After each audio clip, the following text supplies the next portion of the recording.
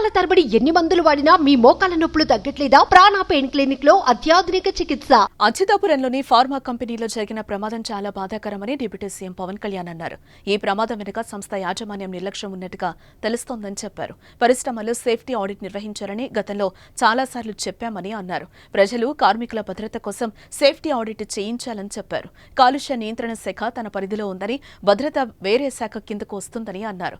ప్రతి వారం ఏదో ఒక ప్రమాదం జరగడం బాధను కలిగిస్తోందని పవన్ చెప్పారు. సంతాపం తెలిపి పరిహారం ఇస్తే సరిపోదని అన్నారు. రాబోయే 3 నెలల్లో పరిశ్రమల భద్రతపై కార్యాచరణ సిద్ధం చేస్తామని చెప్పారు. ఫార్మాసిస్ లో జరిగింది చాలా బాధ కలిగింది. చాలా ఇది రిపీటెడ్ మొన్న 3 వీక్స్ బ్యాక్ కూడా ఒక జరిగింది. ఒకళ్ళు ఇద్దరు చనిపోయారు. నేను ఎప్పటికప్పుడు అడుగుతూ ఉన్నాను, ఇది పొల్యూషన్ కంట్రోల్ బోర్డు కింద రాదు.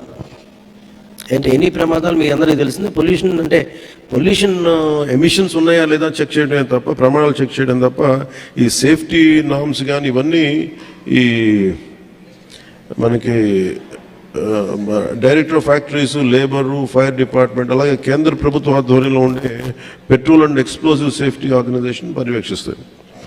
ప్రత్యేకించి ఈ essential advance science private limited ఇది 2 నేను మాట్లాడితే నేను వాళ్ళకి తెలియజేసింది ఏంటంటే, 2 ఓనర్స్ ఉన్నారు, ఒకళ్ళు హైదరాబాద్లో ఉన్నారు, అండ్ ఇప్పుడున్న అతనికి మాకు సంబంధం లేదని చెప్పి ఒక కమ్యూనికేషన్ గ్యాప్ వాళ్ళిద్దరి మధ్య గొడవ ఉంది. దానివల్ల ఆ సేఫ్టీ నార్మ్స్ తీసుకోవడానికి బాధ్యత లేని నాయకులు అంటే లీడర్షిప్ ఉండటం వల్ల, ఓనర్షిప్ ఉండటం వల్ల వాళ్ళందరూ ఇలా చేశారు. అందుకని ఈ ఒక ఫ్లోర్ నుంచి ఇంకో ఫ్లోర్కి వెళ్ళేదంటే అది ఇంకా నాకు తెలిసి వాళ్ళు అంటాం 2nd ఫ్లోర్ నుంచి గ్రౌండ్ ఫ్లోర్కి వచ్చే సాల్వెంట్ ఫస్ట్ ఫ్లోర్లో కొంచెం లీక్ అయ్యి ఆ కరెంటు బోర్డ్స్ ఉంటే వాటికి అయ్యి వేపర్లాగా ఏర్పడి పేలిపోయింది. దాదాపు ప్రమాదంలోనే ఒక 7-8 మంది చనిపోయారు. చాలా దారుణంగా గుర్తుపట్టలేని పరిస్థితులు అని చెప్పాను. నేను ప్రాబ్లం ఏమవుతుందంటే, నేను సేఫ్టీ ఆడిట్ చేయమని వచ్చిన రోజు నుంచి నేను అందరిని అడుగుతా ఉన్నాను. ఒక ఇష్యూ ఏముందంటే, సేఫ్టీ ఆడిట్ అంటే ఈ యజమానులు భయపడిపోయే స్థాయికి వెళ్ళిపోయారు. వాళ్ళని కొంత ఎడ్యుకేట్ చేయాల్సిన అవసరం ఉంది. ఇప్పుడు ఎనీ టైం సేఫ్టీ ఆడిట్ అనగానే మా పరిశ్రమలు మూసేస్తారా, లేదంటే ఏం జరుగుతాయి, ఎలాంటి రిపోర్ట్స్ ఉంటాయంటే, there are lot of gaps in safety ఇష్యూస్లో చాలా గ్యాప్స్ ఉన్నాయి. సో అందుకని నేనేం చెప్పానంటే, ఇండిపెండెంట్గా పిలవండి. నేను ఆల్రెడీ ఒక రౌండ్ ఆఫ్ మీటింగ్స్ నేను పారిశ్రామికవేత్తలతో చేశాను, ఎస్పెషల్లీ వైజాగ్ ఏరియాలో. హిందుస్థాన్ మన షిప్పింగ్ యార్డ్ వాళ్ళతో కూర్చోబెట్టి నేనేం చెప్పానంటే, మీరు ఎన్ని చర్యలు తీసుకుంటారు పనిచేసే వాళ్ళకి కానీ, పొల్యూషన్ కంట్రోల్ నామ్స్కి సంబంధించి మీరు ఎలాంటి చర్యలు తీసుకున్నారు మాకు వివరించండి అంటే, వాళ్ళు గతంలో కంటే ఇప్పుడు బాగా చేస్తూ ఉంటాను, కానీ they are not to the satisfactory level. ఇప్పుడు ఒకేసారి మనం ఈ పొల్యూషన్ ఇవన్నీ మన ఈ నామ్స్ అన్నీ పెడితే ఇండస్ట్రీ షుడ్ కమ్ ఫార్వర్డ్.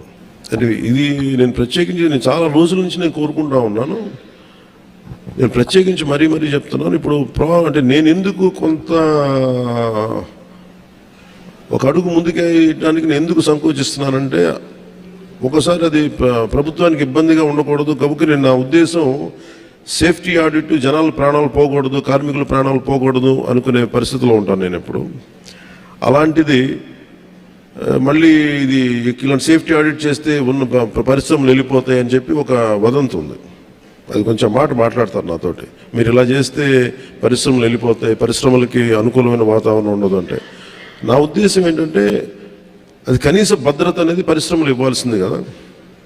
నేను పరిశ్రమల్లో ఇంక్లూడింగ్ ఆక్వా వాళ్ళకు కూడా చెప్పాను. సో గ్రేట్, చాలా సంపాదన ఉంది, రాష్ట్రానికి ఆదాయం ఉంది, మనకి పరిశ్రమల ద్వారా చాలా సంపాదన ఉంది. కానీ ప్రయారిటీ ఎవరైతే పని చేస్తారో వాళ్ళకి ప్రాణరక్షణ కూడా చాలా అవసరం కదా. ఆ నామ్స్ ఏంటి ఒకసారి మాట్లాడదామని నేను అనుకుంది ఏమంటే, సెప్టెంబర్ మిడ్లో వెళ్దాం అనుకున్నాను. నా విల్ మేక్ ఇట్ సెప్టెంబర్ ఈ మంత్ ఎండింగ్లోనే నేనే వెళ్ళి కూర్చుంటే ఒక మీటింగ్ చేస్తాను ప్రత్యేకించి. ఇది కొంచెం ఇంటెన్స్ మీటింగే పెట్టాల్సి వస్తుందండి. అది will take it forward in coming days.